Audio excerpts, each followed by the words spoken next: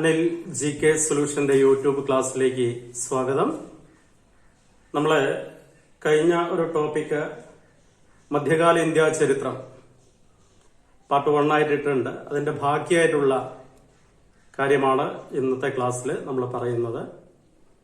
നമ്മള് മുഹമ്മദ് ബിൻ കാസിമിനെയും മുഹമ്മദ് ഗസ്നിയെയും കുറിച്ച് കഴിഞ്ഞ ക്ലാസ്സിൽ ചർച്ച ചെയ്തു. ഇന്നത്തെ ടോപ്പിക്കില് വരുന്നത് മുഹമ്മദ് ഘോറി എന്ന് പറയുന്ന ഇന്ത്യയെ അവസാനമായിട്ട് ആക്രമിച്ച മുഹമ്മദ് ഘോറി എന്ന് പറയുന്ന മുസ്ലിം ആക്രമണകാരനെ കുറിച്ചാണ്. ഇപ്പൊ മധ്യകാല ഇന്ത്യ ചരിത്രത്തിൽ നമുക്ക് മുസ്ലിം ആക്രമണം എന്നുള്ള ടോപ്പിക്കില് നമ്മൾ അവസാനത്തെ മുസ്ലിം ആക്രമണകാരനായ മുഹമ്മദ് ഘോറിയെ കുറിച്ച് നമുക്ക് കേൾക്കാം. ഓർത്തിരിക്കുക, മുഹമ്മദ് ഘോറി എന്ന് പറയുന്ന ആക്രമണകാരൻ ഇന്ത്യയിലേക്ക് കടന്നു വരുന്നു. അദ്ദേഹം ഇന്ത്യയിലേക്ക് കടന്നു വരുന്നത് 1175 ആണ്. AD 1175 മുഹമ്മദ് ഘോറി എന്ന് പറയുന്ന മൊയ്സുദ്ദീൻ മുഹമ്മദ് ബിൻസ, അദ്ദേഹത്തിന്റെ ശരിയായ പേര് ഓർത്തിരിക്കുക,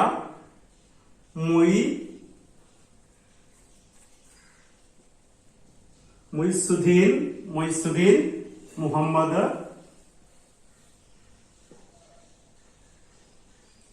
ബിൻസ എന്നാണ്.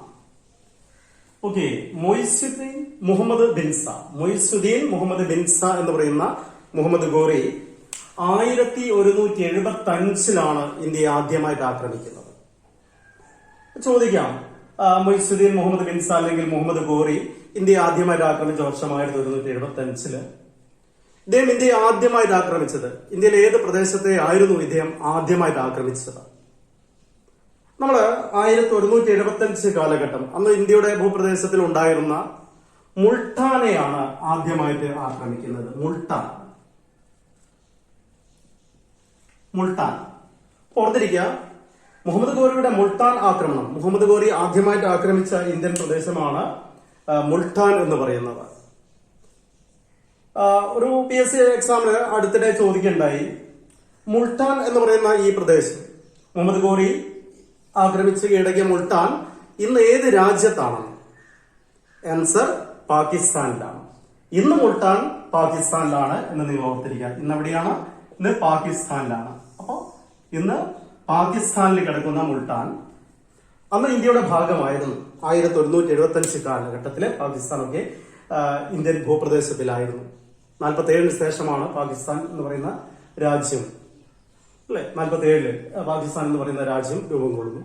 പക്ഷെ ഇവിടെ മൊയ്സുദ്ദീൻ മുഹമ്മദ് ബിൻസ ഇവിടെ ആദ്യ ആക്രമണം മുൾട്ടാൻ ആക്രമണമായിരുന്നു. അപ്പൊ മുൾട്ടാനെ ആക്രമിച്ചത് ഏത് വർഷമാണ്? മുഹമ്മദ് ഘോറി എന്ന് നമുക്ക് പറയാം. മുഹമ്മദ് ഘോറി മുൾട്ടാനെ ആക്രമിച്ച വർഷം 1175.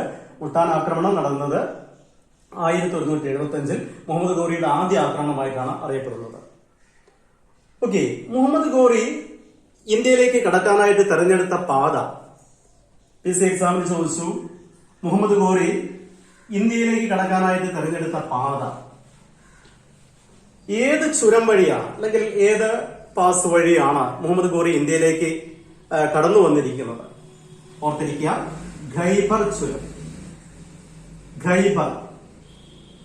ഖൈബർ പാസ് അല്ലെങ്കിൽ ഖൈബർ ചുരം. ഓക്കെ, പാകിസ്ഥാനെ അഫ്ഗാനിസ്ഥാനെ ബന്ധിക്കുന്ന ഖൈബർ ചുരത്തെ കുറിച്ചൊക്കെ നമുക്ക് പഠിക്കാനുണ്ട്, ചുരങ്ങളെ കുറിച്ചൊക്കെ. അപ്പൊ ഈ ഖൈബർ ചുരം വഴി ഇന്ത്യയിലേക്ക് കടന്നു വന്ന ഒരാക്രമണകാരനാണ് മുഹമ്മദ് ഘോറി. മുഹമ്മദ് ഘോറി ഇന്ത്യയിലേക്ക് കടക്കാനായിട്ട് തെരഞ്ഞെടുത്ത പാത ഖൈബർ ചുരമായിരുന്നു. അപ്പൊ ഖൈബർ ചുരം വഴി ഇന്ത്യയിലേക്ക് കടന്നു വന്ന ഈ ആക്രമണകാരൻ ആരായിരുന്നു? മുഹമ്മദ് ഘോറിയാണ്.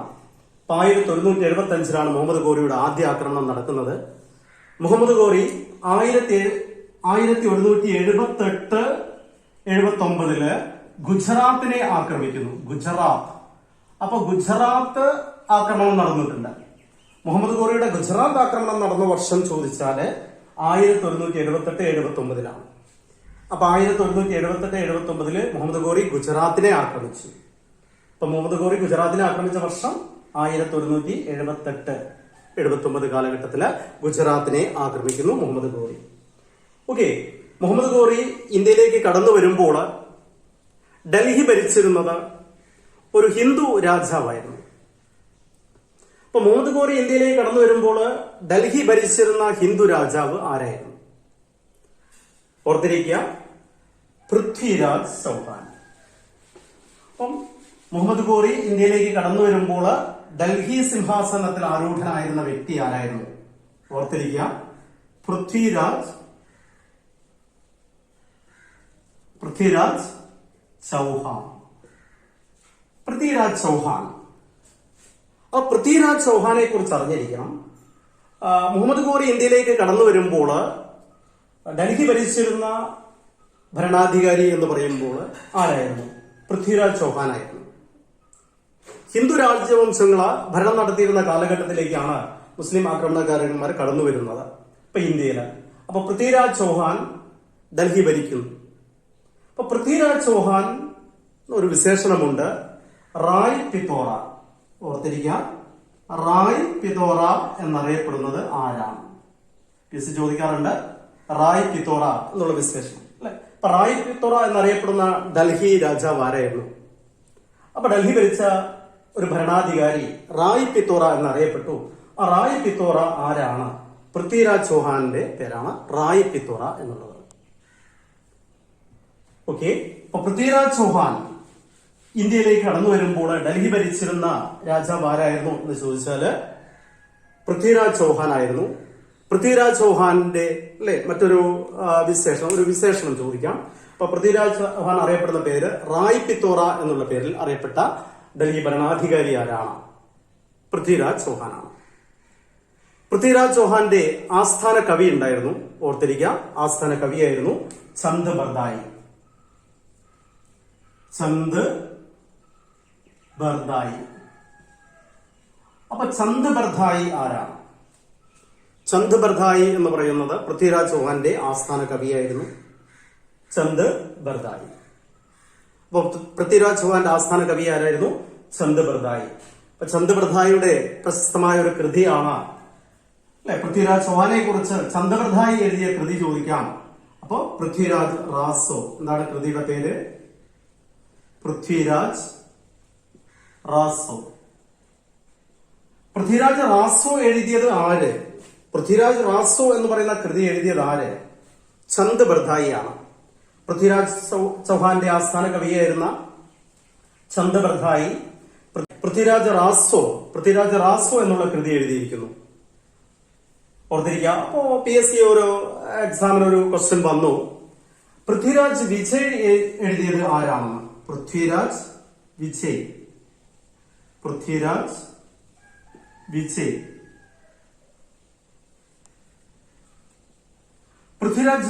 എഴുതിയത് ആരാണ്? പൃഥ്വിരാജ് റാസോ. രണ്ട് കൃതികളാണ്.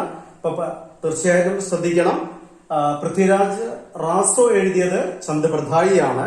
പക്ഷെ പൃഥ്വിരാജ് വിജയ് എന്ന് പറയുന്ന കൃതി എഴുതിയ ആള് ആരാണെന്ന് ചോദിച്ചു. ആൻസർ ജയാങ്ക് എന്നാണ് ഉത്തരം. ജയാങ്. ഓക്കെ, പി.എസ്.സിയുടെ ഒരു പ്രീവിയസ് ക്വസ്റ്റ്യൻ ആയിരുന്നു പൃഥ്വിരാജ് വിജയ് അല്ലെ. ഓർത്തിരിക്കുക. അപ്പൊ പൃഥ്വിരാജ് വിജയ് എഴുതിയത് ജയാങ്ക് ആയിരുന്നു. പൃഥ്വിരാജ് വിജയ് എഴുതിയത് ജയാങ്ക്, പൃഥ്വിരാജ് റാസോ എഴുതിയത് ചന്ദ് ബർദായി. ഓർത്തിരിക്കുക. മുഹമ്മദ് ഗോറി ഇന്ത്യയിലേക്ക് കടന്നു വരുമ്പോൾ ഡൽഹി ഭരിച്ചിരുന്ന ഭരണാധികാരി എന്ന് പറയുമ്പോൾ പൃഥ്വിരാജ് ചൗഹാൻ ആയിരുന്നു. അപ്പൊ പൃഥ്വിരാജ് ചൗഹാന്റെ ആസ്ഥാന കവിയായിരുന്ന ചന്ദ് ബർദായിയും ആ ചന്ദ് ബർദായിയുടെ പ്രസിദ്ധമായ കൃതിയായ പൃഥ്വിരാജ് റാസോ, അതുപോലെ തന്നെ പൃഥ്വിരാജ് വിജയ് എന്ന് പറയുന്ന കൃതി എഴുതിയ ജയാങ്കിനെയും നിങ്ങൾ ഓർത്തിരിക്കുക. ജയാങ്ക്. ഓക്കെ, അപ്പൊ പൃഥ്വിരാജ് ചൗഹാൻ ഡൽഹി ഭരിക്കുന്ന കാലഘട്ടം, ആ കാലഘട്ടത്തിൽ മുഹമ്മദ് ഗോറി കടന്നു വന്നു പൃഥ്വിരാജ് ചൗഹാനുമായി ഏറ്റുമുട്ടുകയാണ്. അങ്ങനെ പൃഥ്വിരാജ് ചൗഹാനും മുഹമ്മദ് ഗോറിയും തമ്മിൽ ഏറ്റുമുട്ടിയ യുദ്ധങ്ങളാണ് ചരിത്രത്തില് പ്രാധാന്യമുള്ള യുദ്ധമാണ്. ഓർത്തിരിക്കുക, പൃഥ്വിരാജ് ചൗഹാനും മുഹമ്മദ് ഗോറിയും തമ്മിൽ ഏറ്റുമുട്ടിയ അല്ലെ, മുഹമ്മദ് ഗോറിയും പൃഥ്വിരാജ് ചൗഹാനും തമ്മിൽ പൃഥ്വിരാജ് ചൗഹാൻ ചൗഹാൻ. അപ്പൊ മുഹമ്മദ് ഘോറിയും പൃഥ്വിരാജ് ചൗഹാനും തമ്മിൽ ഏറ്റുമുട്ടിയ യുദ്ധങ്ങളാണ് ഓർത്തിരിക്കേണ്ടത്, അല്ലെ? ഓർത്തിരിക്കുക, പൃഥ്വിരാജ് ചൗഹാൻ. അപ്പൊ പൃഥ്വിരാജ് ചൗഹാനും മുഹമ്മദ് ഘോറിയും തമ്മിൽ ഏറ്റുമുട്ടിയ യുദ്ധങ്ങളാണ് ചരിത്രത്തിൽ നമ്മൾ പഠിക്കുന്നത് തറൈൻ വാർ എന്ന തറൈൻ യുദ്ധങ്ങളാണ്. അപ്പൊ തറൈൻ യുദ്ധം, ആ തറൈൻ യുദ്ധം നടന്നിരിക്കുന്നു ചരിത്രത്തില്. തറൈൻ യുദ്ധം നടന്നിരിക്കുന്നു. അപ്പൊ തറൈൻ യുദ്ധം ആരൊക്കെ തമ്മിൽ നടന്നു? തറൈൻ യുദ്ധങ്ങൾ നടന്ന വർഷം ഏത്? എത്ര തറൈൻ യുദ്ധങ്ങൾ നടന്നു? അപ്പൊ തറൈൻ യുദ്ധങ്ങൾ ആരൊക്കെ തമ്മിൽ? ഓർത്തിരിക്കുക, പൃഥ്വിരാജ് ചൗഹാനും മുഹമ്മദ് ഘോറിയും തമ്മിൽ ഏറ്റുമുട്ടിയ യുദ്ധങ്ങളാണ് തറൈൻ യുദ്ധം എന്ന പേരിൽ അറിയപ്പെടുന്നത്. ഈ തറൈൻ യുദ്ധങ്ങൾ നടന്ന വർഷം ഓർത്തിരിക്കുക. ഫസ്റ്റ് തറൈൻ വാർ എന്നാണ് നടന്നത്. 1191. സെക്കൻഡ് തറൈൻ വാർ എന്നാണ് നടന്നത്.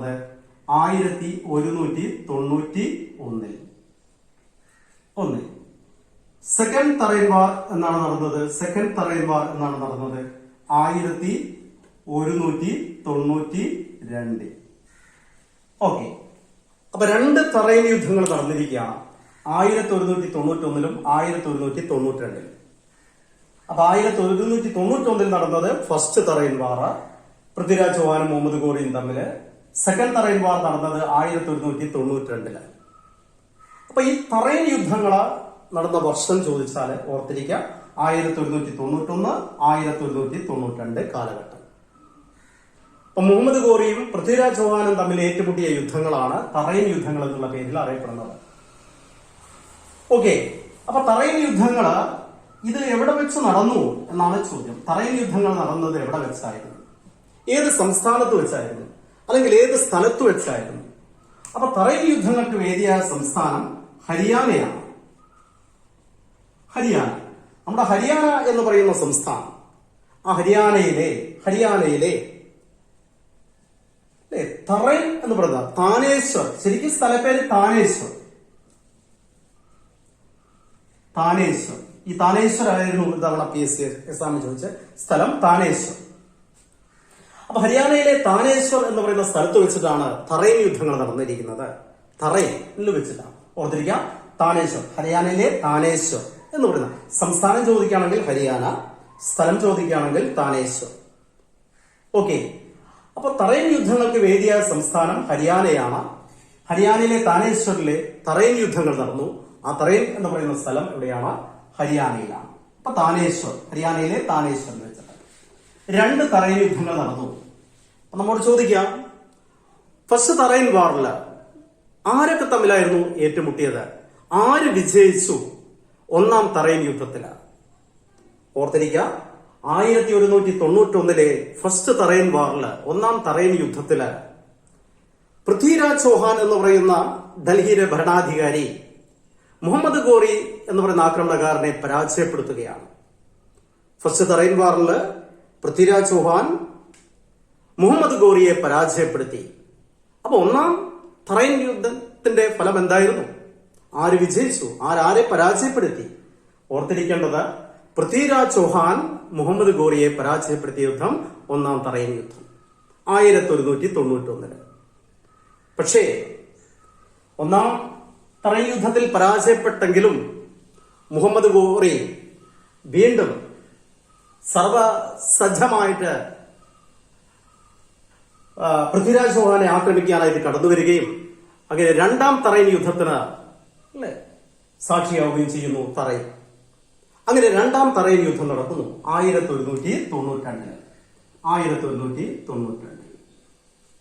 ഓക്കെ, 1192 സെക്കൻഡ് തറൈൻ വാർ ഇന്ത്യ ചരിത്രത്തില് ഒരു മാറ്റത്തിന് തന്നെ കാരണമായ യുദ്ധമായിരുന്നു.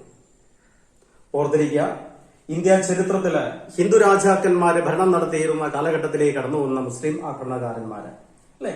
അതിൽ മുഹമ്മദ് ഘോറി എന്ന് പറയുന്ന ഇന്ത്യ അവസാനമായിട്ട് ആക്രമിച്ച മുഹമ്മദ് ഘോറി എന്ന് പറയുന്ന ആക്രമണകാരൻ ഇന്ത്യയില് ഒരു മുസ്ലിം സാമ്രാജ്യത്തിന് അടിത്തറ പാകുകയാണ്.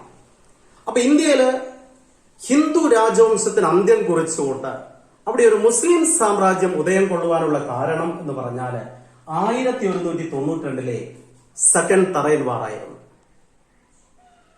അപ്പൊ നമ്മോട് ചോദിക്കാറുണ്ട് ഡൽഹി ഭരിച്ച അവസാനത്തെ ഹിന്ദു രാജാവ് ആര് എന്ന്. അപ്പൊ ഡൽഹി ഭരിച്ച അവസാനത്തെ ഹിന്ദു രാജാവ് പൃഥ്വിരാജ് ചൗഹാനാണ്. കാരണം ഈ യുദ്ധമാണ്. ഈ യുദ്ധത്തിൽ പൃഥ്വിരാജ് ചൗഹാനെ മുഹമ്മദ് ഘോറി പരാജയപ്പെടുത്തി. അങ്ങനെ ഇന്ത്യയിൽ ഒരു മുസ്ലിം സാമ്രാജ്യം സ്ഥാപിതമാകുന്നു. അപ്പൊ ഇന്ത്യയിലെ മുസ്ലിം സാമ്രാജ്യത്തിന് അടിത്തറ പാകിയത് ആര് എന്ന ചോദ്യത്തിന്റെ ഉത്തരം മുഹമ്മദ് ഘോറിയാണ്. അതിന് കാരണമായ യുദ്ധം 1192 സെക്കൻഡ് തറൈൻ വാർ. ഇപ്പൊ ഡൽഹി ഭരിച്ച അവസാനത്തെ ഹിന്ദു രാജാവ് ആരാണ്? പൃഥ്വിരാജ് ചൗഹാനാണ്.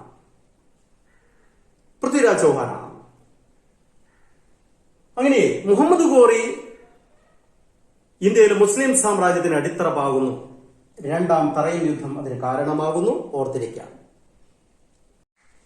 മുഹമ്മദ് ഘോറിയെ കുറിച്ച് നമ്മൾ മനസ്സിലാക്കുമ്പോൾ 1192 രണ്ടാം തറൈൻ യുദ്ധം അതെന്തിന് കാരണമാകുന്നു? പുതിയൊരു മുസ്ലിം രാജവംശം ഇന്ത്യയിൽ ഉദയം കൊള്ളാൻ കാരണമായ യുദ്ധമായിരുന്നു എന്നുള്ളത് ഓർക്കുക. ഇവിടെ നമ്മൾ പഠിക്കേണ്ട കാര്യങ്ങളാണ്. പൃഥ്വിരാജ് ചൗഹാനെ അറിഞ്ഞിരിക്കണം. അതുപോലെ തന്നെ റായ് പിത്തോറ എന്നറിയപ്പെടുന്നത് ആരാണ്? അപ്പൊ ഇങ്ങനെയുള്ള ചോദ്യങ്ങളൊക്കെ വരുമ്പോൾ പൃഥ്വിരാജ് റാസോ എഴുതിയത് ആരാണ്? പൃഥ്വിരാജ് വിജയ് എഴുതിയത് ആരാണ്? ഇതൊക്കെ ഓർത്തിരിക്കാം. ഓക്കെ. അപ്പൊ മുഹമ്മദ് ഘോറിയും പൃഥ്വിരാജ് ചൗഹാനും തമ്മിൽ നടന്ന രണ്ടാം തറൈൻ യുദ്ധം. അപ്പൊ ആരെ പരാജയപ്പെടുത്തി എന്നൊക്കെ ചോദിച്ചാൽ നിങ്ങൾക്ക് അറിയാലോ. മുഹമ്മദ് ഘോറി പൃഥ്വിരാജ് ചൗഹാനെ പരാജയപ്പെടുത്തിയ യുദ്ധമാണ് രണ്ടാം തറൈൻ യുദ്ധം. അപ്പൊ ഇന്ത്യയിലെ ഒരു മുസ്ലിം സാമ്രാജ്യത്തിന് അടിത്തറ പാകിയ യുദ്ധമാണ് സെക്കൻഡ് തറൈൻ വാർ. അപ്പൊ മുഹമ്മദ് ഘോറി എന്ന് പറയുന്ന ആക്രമണകാരൻ ഇന്ത്യയിൽ ഒരു മുസ്ലിം സാമ്രാജ്യം സ്ഥാപിക്കുകയാണ് എന്ന് ഓർത്തിരിക്കുക. അപ്പൊ മുഹമ്മദ് ഘോറിയുടെ സദസ്സിലുണ്ടായിരുന്ന ചരിത്ര പണ്ഡിതന്മാരായിരുന്നു റാസിയും ഉറുസി. നമ്മൾ ചോദിക്കുന്നു റാസി ഉറുസി ഇവരാരാണ്? റാസിയും ഉറുസിയും ആരാണ്? മുഹമ്മദ് ഘോറിയുടെ സദസ്സിലുണ്ടായിരുന്ന ചരിത്ര പണ്ഡിതന്മാരാണ് റാസിയും ഉറുസി. ഓക്കെ. റാസി ഉറുസി ആരാണ്? മുഹമ്മദ് ഘോറിയുടെ സദസ്സിലുണ്ടായിരുന്ന ചരിത്ര പണ്ഡിതന്മാര്. റാസി താഴെ റാസി ആര് അല്ലെങ്കിൽ ഉറുസി ആര് എന്നൊക്കെ ചോദിക്കും. അപ്പൊ ആരുടെ സദസ്സിലുണ്ടായിരുന്ന ചരിത്ര പണ്ഡിതന്മാരായിരുന്നു എന്ന് ചോദിക്കാം. അപ്പൊ റാസിയും ഉറുസിയും മുഹമ്മദ് ഘോറിയുടെ സദസ്സിലുണ്ടായിരുന്ന ചരിത്ര പണ്ഡിതന്മാരായിരുന്നു. ഓക്കെ. മുഹമ്മദ് ഘോറിയുടെ ആക്രമണം. അപ്പൊ ഇന്ത്യയിലെ മുഹമ്മദ് ഘോറി എന്ന് പറയുന്ന ആക്രമണകാരൻ കടന്നു വരുന്നു. അവിടെ ഒരു മുസ്ലിം സാമ്രാജ്യം സ്ഥാപിക്കുന്നു. ഇതൊക്കെ നമ്മൾ ഓർത്തിരിക്കാം. മുഹമ്മദ് ഘോറിയുടെ മറ്റൊരു ആക്രമണത്തെ കുറിച്ച് നമ്മൾ ഓർത്തിരിക്കാം. 1194 ജയചന്ദുമായിട്ട് ഏറ്റുമുട്ടുന്നു. കനൌജിലെ ജയചന്ദുമായിട്ട്. അപ്പൊ കനൌജിലെ ജയചന്ദ്, പേര് ജയചന്ദ്. അപ്പൊ ജയചന്ദുമായിട്ട് ഏറ്റുമുട്ടുന്നു. ആ യുദ്ധമാണ് ചരിത്രത്തില് 1191 ചാന്ദ് വാർ എന്ന് നമ്മൾ വിളിക്കുന്നത്. ചാന്ദ് യുദ്ധം അല്ലെങ്കിൽ ചാന്ദ് വാർ. ഓർത്തിരിക്കാം.